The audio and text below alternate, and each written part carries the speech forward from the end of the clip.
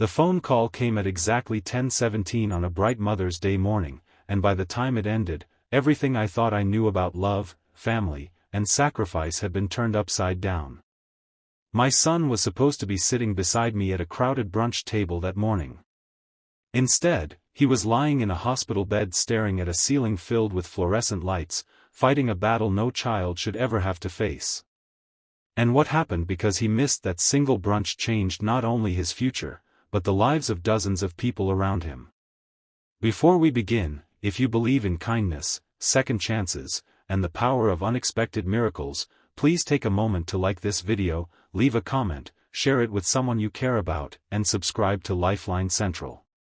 Your support helps bring more inspiring stories to people who need them most. The sun had risen over the city in soft golden waves, painting the streets with warmth and promise. Families filled restaurants with flowers, laughter, and celebration. Mother's Day had always been one of my favorite days of the year, but that year felt different. My name is Marissa Hale, and my son's name was Rowan.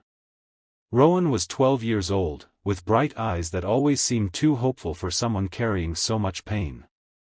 6 months earlier, doctors had discovered a rare blood disorder that slowly drained his strength. Before the diagnosis, he had been the kind of boy who raced bicycles down sidewalks, climbed trees taller than houses, and filled every room with energy. Now he spent most days moving between hospital appointments, treatments, and long periods of rest. Yet somehow, despite everything, Rowan remained cheerful. He smiled at nurses. He thanked doctors. He comforted frightened children in waiting rooms. And every evening he told me the same thing. Life is still beautiful. Those words came from a child facing challenges most adults could never imagine. As Mother's Day approached, Rowan became excited about our annual brunch tradition. Every year it was just the two of us. We would dress nicely, order pancakes far too large to finish, and spend the morning talking about dreams for the future. This year he had planned something special.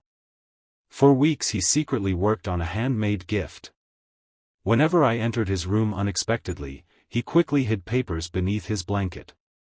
The mystery made me smile. But 3 days before Mother's Day, Rowan developed a fever. At first we hoped it was temporary. Then the fever climbed higher. By Saturday evening he was struggling to stay awake. By midnight we were back in the hospital. I remember sitting beside his bed as machines quietly beeped around us. Outside the window, the city lights flickered against the darkness. Doctors moved carefully through the room. Nurses checked monitors repeatedly. Everyone tried to appear calm. But I could see concern in their eyes. Mother's Day arrived while Rowan slept. The brunch reservation remained untouched. The flowers I had planned to wear stayed on the kitchen counter. Instead of sitting in a restaurant surrounded by celebration, I sat beside a hospital bed holding my son's hand. The contrast felt almost unbearable. Families laughed across town while I silently prayed. Around noon Rowan finally opened his eyes. His face looked pale.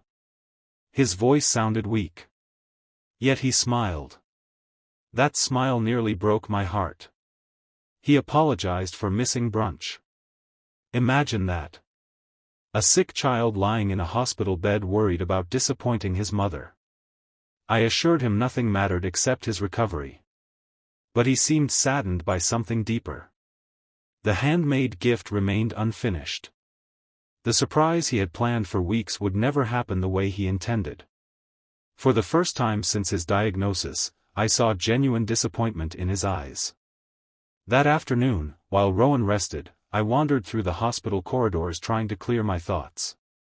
The pediatric wing was unusually quiet. Sunlight streamed through large windows. Children sat in wheelchairs. Parents carried cups of coffee. Everyone seemed suspended between hope and uncertainty. Near the end of one hallway stood a small community room. Inside, volunteers had organized a simple Mother's Day gathering for families unable to leave the hospital. A few folding tables held flowers, snacks, and handmade decorations. Nothing extravagant. Just kindness. I almost kept walking. Then I noticed something unexpected. Pinned to one wall were dozens of colorful cards created by young patients. Each card contained messages for mothers. Some were funny. Some were sweet. Many were heartbreaking. I found myself reading every one. Then I noticed a familiar handwriting style. My breath caught. One card belonged to Rowan. Apparently he had completed part of his project during an earlier hospital visit. The card contained a message unlike anything I expected. Instead of writing about how much he loved me, Rowan had written about the mothers he saw every week in the pediatric wing. He described exhausted women sleeping in uncomfortable chairs. He described mothers comforting frightened children during painful procedures. He described quiet acts of courage no one noticed. At the bottom he had written something simple. If I get better, I want to spend my life helping families like ours. Tears blurred my vision. I stood there for several minutes unable to move.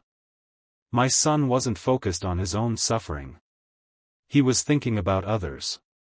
That realization changed something inside me. When I returned to Rowan's room, I carried a different kind of hope. The next morning, doctors delivered unexpected news. A specialist from another hospital had reviewed Rowan's case. There was an experimental treatment showing promise. It wasn't guaranteed. The risks were significant. But it represented a chance we hadn't previously been given. For months we had felt trapped in a tunnel with no visible end. Suddenly a faint light appeared in the distance. The following weeks became some of the hardest and most important of our lives. Treatments were exhausting. Recovery was uncertain. There were setbacks. There were frightening nights. There were moments when hope felt impossibly fragile. Yet Rowan continued inspiring everyone around him. Nurses often visited his room even when they weren't assigned to him. Other patients looked forward to seeing him. Parents spoke about his kindness. He had become a source of strength within a place filled with struggle. Months passed.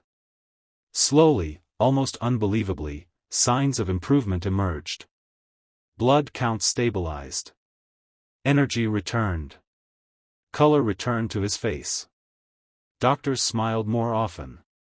For the first time in a very long time, the future felt possible.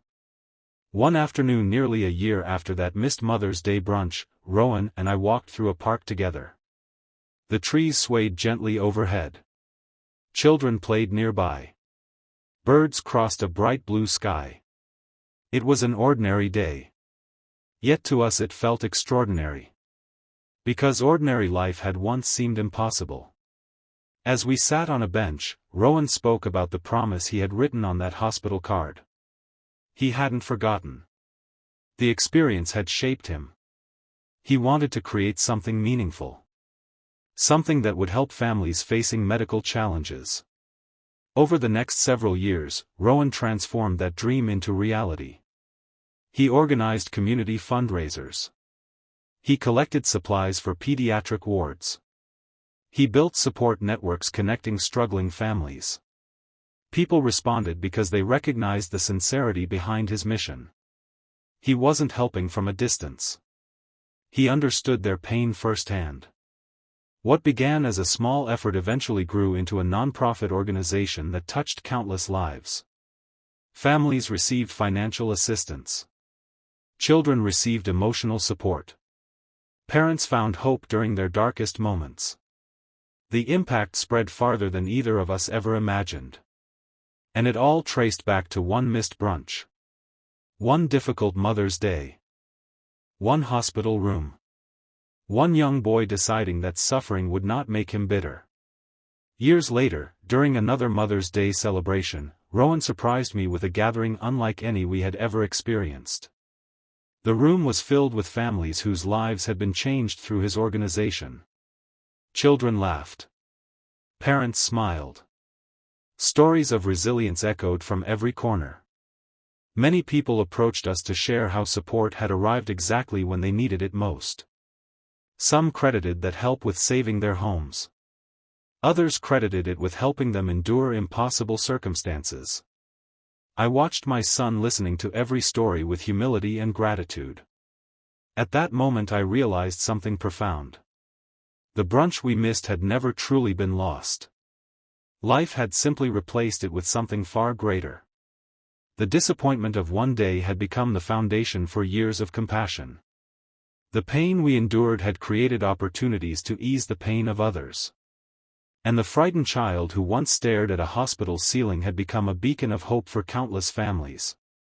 If this story has touched your heart so far, please take a moment to like the video, share your thoughts in the comments, and subscribe to Lifeline Central. Stories like these remind us that even our hardest moments can lead to unexpected blessings.